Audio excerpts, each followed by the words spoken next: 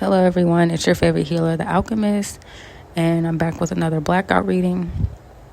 As always, if it don't apply, let it fly. I am channeling collective energy, so this may not be for you. Maybe another reading is for you, or maybe I'll say something that is for you. But anyways, take what resonates and leave the rest. Damn, can't get my words out. Immediately when I started channeling, I was flooded with so much, right? Because it's collective energy. And I don't know if it's because I've just been listening to it a lot lately, but I definitely heard For Me by Brent Faiyaz and Low Shimmy in my head. And I don't know, I'm like obsessed with that song right now, but also it's a little toxic, right? It's like, oh, you put that on for me and you gonna take it off from me. Like, nigga, no. The fuck? But, men and their entitlement issues. But anyways, we know that Brent Faiyaz is toxic. We know that he is the R&B version of Future. Literally. He just be singing it, so it sounds good to y'all. But if you actually listen to his lyrics and what he's saying, it's absolutely terrible. It's toxic as fuck. So I'm feeling like there's part of the collective that could be dealing with a toxic situation, like a toxic relationship, mainly that I'm picking up on, romantic relationship. And you spent so much time trying to paint the red flags green that you now feel stuck. And I want you to know that you are never stuck. Like, it may look rough. You might be stuck in a lease with this person. There might just be some legal things that is kind of keeping you, I don't want to say stuck, but tied to them. But you are never stuck. Fuck that lease. Fuck them kids. No, I'm just kidding. No, but seriously, fuck that lease. Your emotional health, your mental health is more important than anything. Your physical safety, if you're in an unsafe situation, physically, mentally or emotionally, your safety period is important. So if you're unsafe, then you need to exit stage left immediately. And again, I know that it's not easy to do. I know that. But take this as a sign to get the ball rolling. Okay? However you need to get that ball rolling, you need to start rolling it. Yeah, I'm definitely picking up on like a toxic relationship, and I see like the devil in my mind, the devil card, sorry, not the devil, oh my God. I see the devil card in my mind's eye, and yeah, you could definitely be dealing with someone that's not good for you. And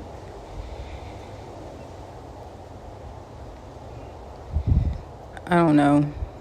I also see the Six of Swords in my mind's eye too. Like just moving on, healing, working on yourself.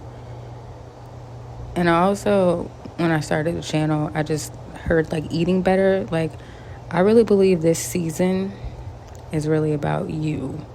It's about you coming home to yourself. Four of Wands. It's about you pouring back into your own cup. No longer giving too much of yourself emotionally. No longer giving too much of yourself physically by showing up for people. No more. This is about you. It's about cultivating new and better habits. It's about breaking cycles. It's about just being with yourself.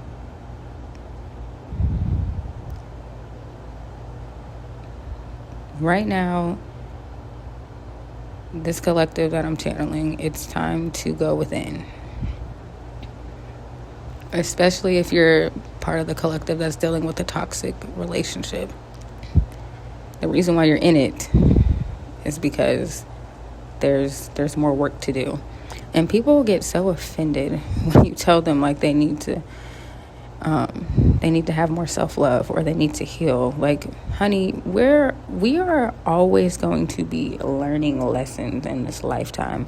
We are always going to be working on ourselves, or as you should be working on yourself. That's never ending. This is a journey, honey. This is not a marathon. This is not a sprint. It's a journey. A lifelong journey. So anyway, there's more that needs to take place. Going to therapy, learning yourself, cultivating more self-awareness. Like I said in one of my readings, I talked about cultivating more emotional intelligence. Like really just getting back to yourself, pouring more into yourself, working on yourself. Like, so many people, I feel like, get caught up in the gym. Like, that's how I'm working on myself. Like, no, you need to work on your mental and emotional. You need to figure out why you are the way that you are. If you truly want to reach inner peace. If that is what you seek, if you're a person that says you want peace, it starts within you. It starts by working on you. You work on your inner world, your outer world reflects that. Truly. So, it's not all about the aesthetics, right? And you see that shit all the time, honestly. People are just out here like, oh, look at this, I don't know, this $1 million home that I bought. And it's like, yeah, it looks good. But like the inside, honey, it's disorganized. You be in there fighting demons. Like, no. Like, you need, like, it looks good on the outside, but on the inside, ooh, yuck. Ain't that what the kids be saying now? But seriously. Yeah. It's giving like unhealthy attachments, just unhealthy toxic habits overall, and just finally just setting yourself free, letting yourself go, allowing yourself the space to just be and exist and not have to feel obligated to do anything for anybody else. Just show up for yourself. You have to show up for yourself. Because who else is going to? I mean, yeah, of course, you have friends, you have family. Like, that's cute and all. But when you're laying down at night, whether you got someone beside you or not, you are with yourself. You get what I'm saying? You're picking up what I'm putting down. Like, internally, your mental, you are with yourself. Like, so it's important that you take care of that. It's important that you choose to just either disengage with things that don't bring you peace, don't bring you joy, or place boundaries. Like, because obviously I understand there's certain circumstances where you just have to engage with people that you probably would rather not. Like work, for example. You might not be too fond of your coworkers, but you gotta work with them. So, just having boundaries in place. Like, I'm only willing to talk about this, or I'm only willing to engage with you this much. That's it. Like, you don't have to be something you're not. You don't have to perform. If you only want to talk to Kelly for 2 minutes, and that's that, you don't feel like having a 10-minute conversation with Kelly, once it hit that 2-minute mark, all right, well, I got to go back into XYZ. So I'll talk to you later. Like, that's it. And that's another thing. Like, people will be so afraid to just use their voice. Use your voice. Your voice is so powerful. It's so powerful. You are so powerful, but your voice is so powerful. You use it, utilize it. Stand up for yourself. Take care of yourself. Advocate for yourself. You are important. You matter. Okay? Somebody needed to hear that. Like, I feel like this toxic relationship could just have you just down bad. Like, you don't feel like yourself anymore. You might look in the mirror and not even recognize who the fuck you are at this point. It's time to go. Let this be a sign to get the ball rolling. Get the ball rolling. I know it's not easy. I know it's not something that happens overnight.